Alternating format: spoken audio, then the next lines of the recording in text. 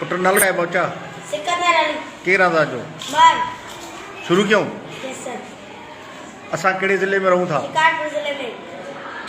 असा केड़ी डिवीजन में रहूं था लालकाड़ डिवीजन में जिले जे अमलदार छा चइबो आ डिप्टी कमिश्नर साहब डिवीजन जे अमलदार छा चइबो आ कमिश्नर साहब असा केड़े मुल्क में रहूं था पाकिस्तान में पाकिस्तान जा केतरा सूबा आहिनि 4 सिंध बलूचिस्तान पंजाब खैबर पख्तूनख्वा असा केड़े सूबे में रहूं था सिंध सूबे में सिंध सूबे जे गादीअ जो हंधु केड़ो आहे कराची पाकिस्तान कॾहिं आज़ाद थियो 14 अगस्त 1947 ईस्वी में पाकिस्तान जो बानी केर हो कायदे आज़म मोहम्मद अली जिन्ना सेल या जीव घिरड़ो छा आहे सभिनी जानदारनि जी बनावट जो बुनियादी एको सेल आहे एनिमल किंगडम छा खे चइबो आहे हिन धरतीअ ते सभई जानदार हिक वॾी दुनिया ठाहिनि था उनखे एनिमल किंगडम चइबो आहे साइंस लफ़्ज़ कहिड़ी ॿोलीअ जो आहे लातीनी ॿोली जो जानवरनि जी दर्जाबंदी खे केतिरनि हिसनि में विरहायो वियो आहे ॿिनि हिसनि में सिंधी ॿोलीअ जो वॾो सूफ़ी शाइर केरु आहे शाह अब्दुल लतीफ़ भिटाई मोहन जो दड़ो किथे आहे लालकाड़ जिले में मोहन जे दड़े जी खोटाई कॾहिं कई वई 1922 ईस्वी में बाबा फरीद शकरगंज रहमतुल्लाह अलैह जो असुल नालो छा हो फरीद अल-दीन मसूद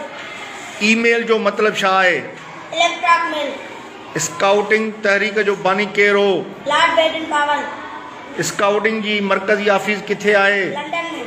पाकिस्तान जो क़ौमी गुल कहिड़ो आहे चंबेली मोहन जो दड़ो सिंधु दरिया जे कहिड़े पासे आहे साॼे पासे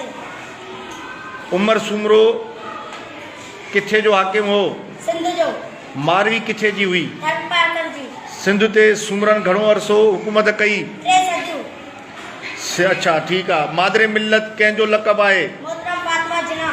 दुनिया में सभ खां पहिरियों इंसान केरु हो हज़रत आदम अलैहिस्सलाम अल्लाह जो पहिरियों पैगंबर केरु हो हज़रत आदम अलैहिस्सलाम अल्लाह ताला जो आख़िरी पैगंबर केरु आहे हज़रत मोहम्मद सल्लल्लाहु अलैहि वसल्लम खुलफाए राशिदीन जो तादाद केतिरो आहे 4 क़ुरान मजीद में केतिरियूं सूरतूं आहिनि 114 क़ुरान मजीद में जी वॾे में वॾी सूरत कहिड़ी आहे सूरत अल बकर क़ुरान मजीद जी नंढी सूरत कहिड़ी आहे सूरत कौसर मस्जिद नबी किथे आहे मदीने मुनव्वरा जंगे बदर कॾहिं लॻी 17 रमज़ान सन 2 हिजरी ते पाण सगोरन सल्लल्लाहु अलैहि वसल्लम जन ते नबूअत कॾहिं जन खे कॾहिं नबूअत मिली 40 वरनि जी जमार में असांजा इस्लाम जा बुनियादी रुकन कहिड़ा आहिनि 5 पहिरियों तौहीद ॿियो नमाज़ टियों रोज़ा चोथों ज़कात पंजो हज पाक किताबनि जा नाला ॿुधायो ऐं उहे कहिड़नि नबियुनि ते नाज़िल थिया पहिरियों ज़बूर हज़रत दाऊद अलैहिस्सलाम ते तौरात हज़रत मूसा अलैहिस्सलाम ते इंजील हज़रत ईसा अलैहिस्सलाम ते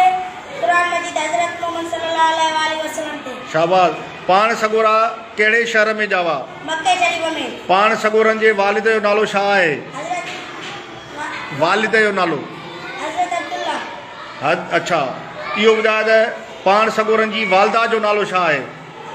हज़रत बीबी आमना पाण सगोरनि जे ॾाॾे जो नालो छा आहे